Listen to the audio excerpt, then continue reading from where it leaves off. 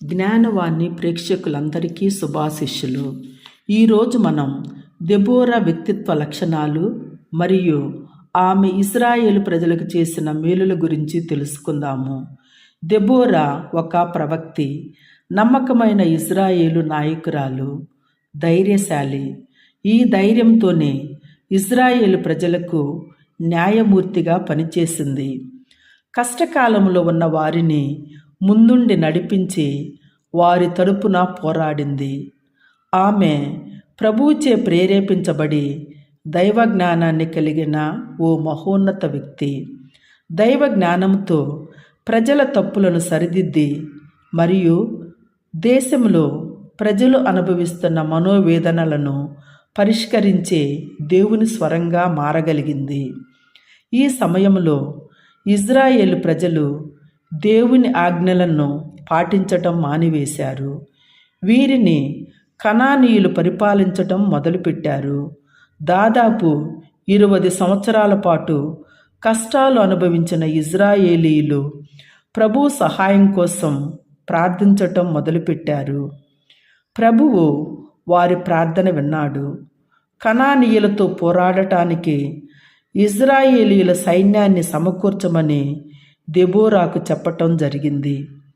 అయితే వారి సైనికులు, రథములు ఇశ్రాయేలీయుల సైన్యాన్ని భయపడేలా చేసింది. ఇక్కడ దెబోరా ప్రజలకు అందించిన సహాయ సహకారాల్ని, తోడ్పాటును చూస్తాము. బారాకును, అతని సైన్యాన్ని ప్రోత్సహించగలిగింది. వారిలో పోరాట పటిమను నింపగలిగింది. ఇశ్రాయేలు సైన్యానికి నాయకుడైన బారాకుకు యుద్ధం చేయటం అంటే ఇష్టం లేదు. అలాంటి వ్యక్తిని ముందుండి ప్రోత్సహించింది దెబోరా. యుద్ధానికి బయలుదేరేలా చేసింది. దేవుణ్ణి అపారంగా నమ్మిన వ్యక్తి దెబోరా. ఆమెకు దేవుని పట్ల ఉన్న నమ్మకాన్ని ఇశ్రాయేలు ప్రజల్లోనూ నింపగలిగింది.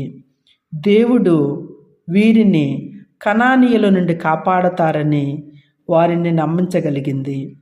దెబోరాకు దేవునిపై ఉన్న నమ్మకమే ప్రజల్లో గౌరవాన్ని తెచ్చిపెట్టింది. ఆ నమ్మకమే బారాకు, అతని సైన్యాన్ని ప్రేరేపించి ముందుకు నడిపించేలా చేసింది. దెబోరా తన లక్ష్యాన్ని మరువలేదు. దేవుడు తనపై ఉంచిన బాధ్యతను చివరి వరకు పోరాడి నెరవేర్చగలిగింది. దేవుడు తనకు నిర్దేశించిన అంశాన్ని మాత్రమే ప్రజలతో పంచుకుంది. వారిని దేవునికి మరింత దగ్గర చేసింది. ఆమె దేవుణ్ణి సంపూర్ణంగా నమ్మింది. అందుకే దేవుని ఆజ్ఞలను శిరసా వహించగలిగింది. బరాకు, అతని సైనికులు దేవుణ్ణి బలంగా నమ్మి అతనిపై ఆధారపడ్డారు. బారాకు తన ప్రజల రక్షణ పూర్తిగా ప్రభువులో ఉందని గుర్తించాడు. దైవశక్తిని విశ్వసించగలిగాడు. వారి విశ్వాసం వమ్ము కాలేదు.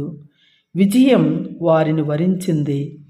తన శక్తివంతమైన ఇనుప రథాలతో ఇశ్రాయేలీయులను నాశనం చేయాలనుకున్న సీసెరా ఒక ఇనుప మేకుతో నాశనం అయ్యాడు. ఫలితంగా ప్రాణాలనే కోల్పోవలసి వచ్చింది.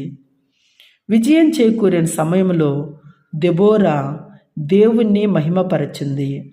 ఈ విజయం దేవునిదేనని, మహిమా స్తుతి ఆయనకే చెందాలని బారాకు, అతని సైనికులు మరియు ఇశ్రాయేలు ప్రజలతో కలిసి దేవుణ్ణి మనసారా స్తుతించి తన దీనత అనే సుగుణాన్ని చాటుకుంది. దేవుని పట్ల ఇశ్రాయేలు ప్రజలు పెంచుకున్న నమ్మకం మరియు విధేయత వారిని దాదాపు 40 సంవత్సరాల పాటు ప్రశాంతంగా జీవించేలా చేసింది.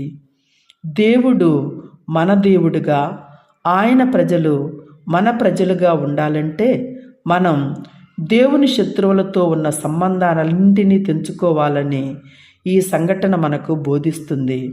దేవునిపై సంపూర్ణ నమ్మకం కలిగి జీవించిన దెబోరా ప్రవక్తి వలె మనం కూడా ఆయనపై పూర్తి నమ్మకాన్ని, విశ్వాసాన్ని ఉంచి ఆయన కృప ద్వారా మన ఆత్మశత్రువులపై ఎల్లప్పుడూ మనకు విజయాన్ని అందించమని, ఎల్లప్పుడూ అప్రమత్తంగా మరియు స్థిరంగా ఉండటానికి అవసరమైన జ్ఞాన వరాలతో నింపమని వేడుకొందాము. ఆమెన్.